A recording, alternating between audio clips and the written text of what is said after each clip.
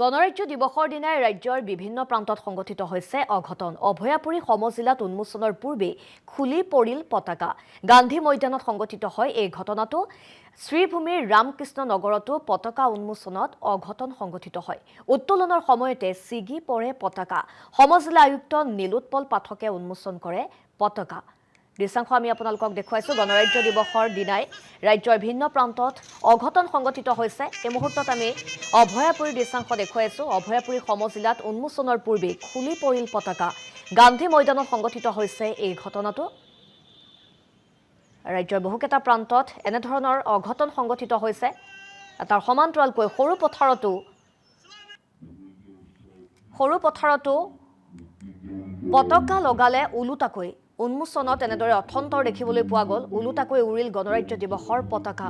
সৰুপথাৰ ৰাজহুৱা খেলপথাৰত অনুষ্ঠিত হৈছিল দিৱস আৰু এই দিৱসৰ কাৰ্যসূচীতে এই অথন্তৰ সংগঠিত হৈছে। ওলোটাকৈ লগালে গণৰাজ্য দিৱসৰ পতাকা।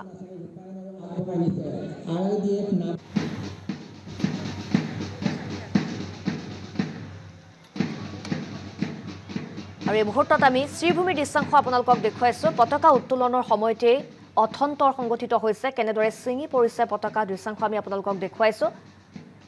আৰু গণৰাজ্য দিৱসৰ কাৰ্যসূচীত এটাৰ পাছত আনটো অঘটন সংগঠিত হ'ল। অভয়াপুৰীত সংগঠিত হ'ল, তাৰ পাছতে পাথাৰকান্দিতো সংগঠিত হ'ল আৰু অনুৰূপ ঘটনা সংগঠিত হ'ল সৰু পথাৰতো।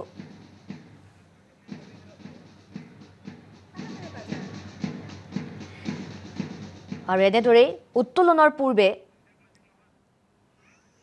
ৰাষ্ট্ৰীয় পতাকা খুলি পৰিছে। আমি সেই দৃশ্যাংশ আপোনালোকক দেখুৱাইছো। অৱশ্যে পৰৱৰ্তী সময়ত পুনৰ পতাকা উত্তোলন কৰে।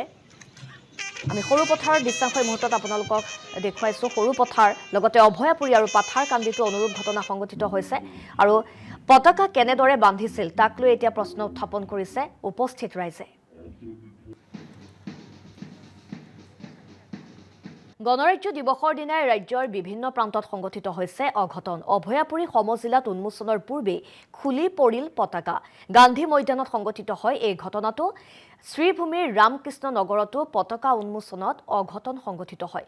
উত্তোলনৰ সময়তে ছিগি পৰে পতাকা। সমজিলা আয়ুক্ত নীলোৎপল পাঠকে উন্মোচন কৰে পতাকা।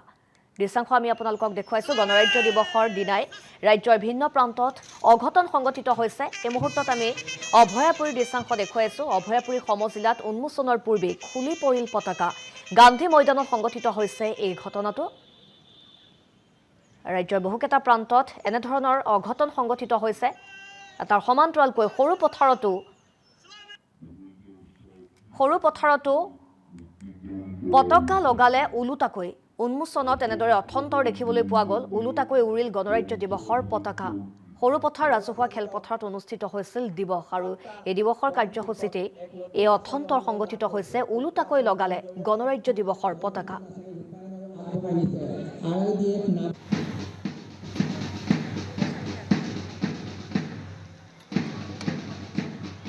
আৰু এই মুহূৰ্তত আমি শ্ৰীভূমিৰ দৃশ্যাংশ আপোনালোকক দেখুৱাইছো। পতাকা উত্তোলনৰ সময়তে অথন্তৰ সংগঠিত হৈছে। কেনেদৰে ছিঙি পৰিছে পতাকা, দৃশ্যাংশ আমি আপোনালোকক দেখুৱাইছো। আৰু গণৰাজ্য দিৱসৰ কাৰ্যসূচীত এটাৰ পাছত আনটো অঘটন সংগঠিত হ'ল। অভয়াপুৰীত সংগঠিত হ'ল, তাৰ পাছতে পাথাৰকান্দিতো সংগঠিত হ'ল আৰু অনুৰূপ ঘটনা সংগঠিত হ'ল সৰু পথাৰতো।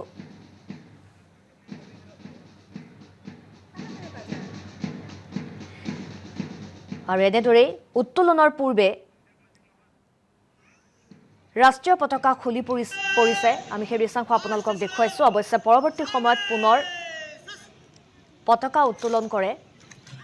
আমি সৰু পথাৰৰ দৃশ্যাংশ এই মুহূৰ্তত আপোনালোকক দেখুৱাইছো। সৰু পথাৰ লগতে অভয়াপুৰী আৰু পাথাৰকান্দিতো অনুৰূপ ঘটনা সংঘটিত হৈছে। আৰু পতাকা কেনেদৰে বান্ধিছিল তাক লৈ এতিয়া প্ৰশ্ন উত্থাপন কৰিছে উপস্থিত ৰাইজে।